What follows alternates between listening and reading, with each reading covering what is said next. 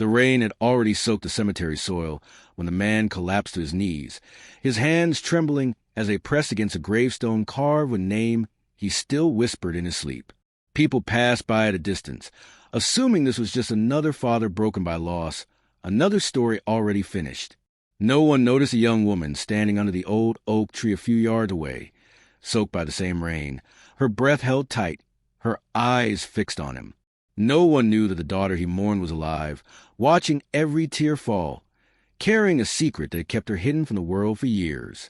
If you believe that life can offer second chances even after unbearable pain, take a moment right now to like, comment, share, and subscribe to this channel. If you believe in kindness, quest second chances. Stories like this exist to remind us that love never truly dies. Michael Harper had been a devoted father long before grief hollowed him out. He lived in a small town in the United States, worked long hours as construction foreman, and raised his only daughter, Emily, after her mother passed away from illness. Emily had been his reason for everything. She was bright, stubborn, curious, and deeply kind. He worked harder than his body could handle to give her stability, and she grew up understanding sacrifice far too early. But life turned cruel one autumn night when Emily vanished after leaving her college library. The search lasted weeks. Posters covered streetlights. Volunteers combed forests. Michael barely slept, surviving on hope and guilt in equal measure. When a burned-out car was found near a ravine with Emily's belongings inside, authorities concluded the worst.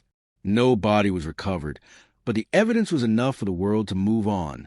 A grave was placed anyway, symbolic but devastatingly final. Michael never truly accepted it, but time forced him to breathe again.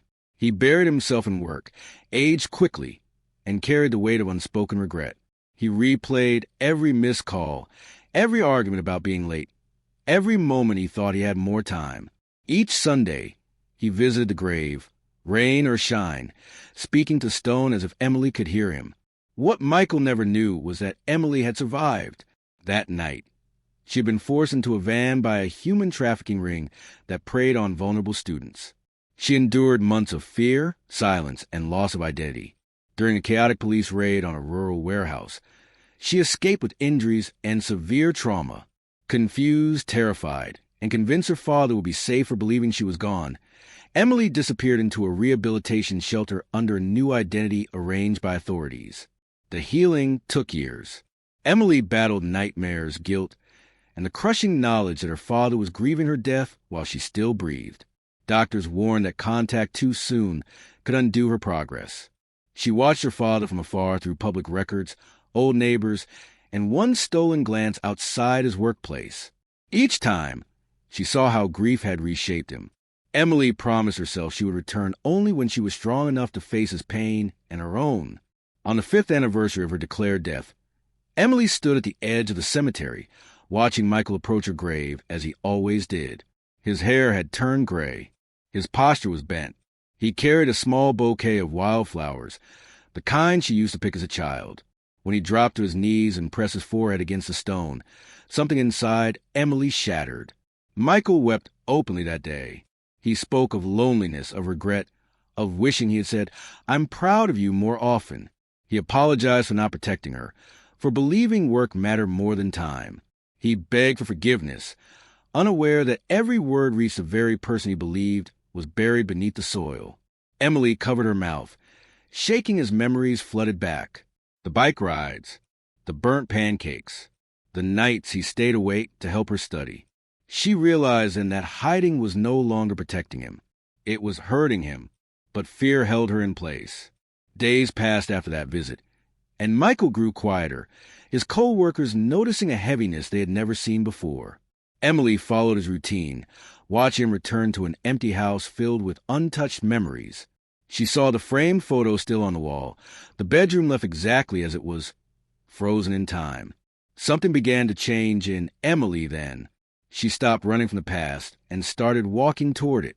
She wrote letters she never sent, practiced words she might say, cried through nights of doubt.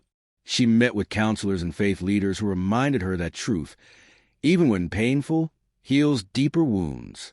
Slowly, courage replaced fear. One Sunday morning, Michael arrived at the cemetery earlier than usual. He knelt again, exhausted, whispering a goodbye he didn't mean. As he stood to leave, a presence behind him made him pause. Emily stood there, pale but steady, rainless sky breaking through the clouds behind her. She looked different, older, marked by experience, but unmistakably his daughter. Michael's mind rejected what his eyes saw. Grief had taught him not to trust hope.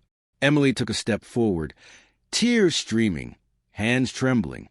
The distance between them felt heavier than years of silence. Michael collapsed again, not in grief this time, but shock.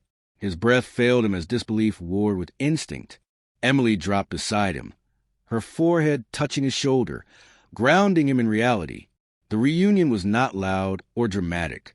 It was quiet, fragile, sacred.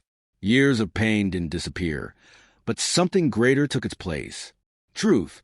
In the weeks that followed, Michael learned everything. The fear, the survival, the reason Emily stayed away. He wept again, but these tears carried relief. Emily learned how deeply she had been loved even in her absence. Healing was not instant. There were nights of silence, moments of anger, waves of guilt on both sides. But there was also grace. Coffee shared at sunrise. Long walks without words. Faith slowly rebuilding what tragedy tried to destroy. If this story has touched your heart, if it reminded you of forgiveness, love, and the power of truth, please take a moment now to like, comment, and share this video so others can feel it too. Before we end, we have a special request. Please comment faith if you believe that even broken families can be restored.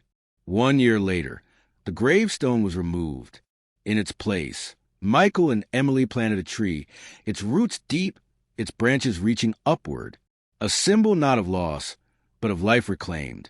And as father and daughter stood side by side, the past finally loosened its grip, replaced by something stronger than grief, hope that waited patiently, even when no one believed it could still exist.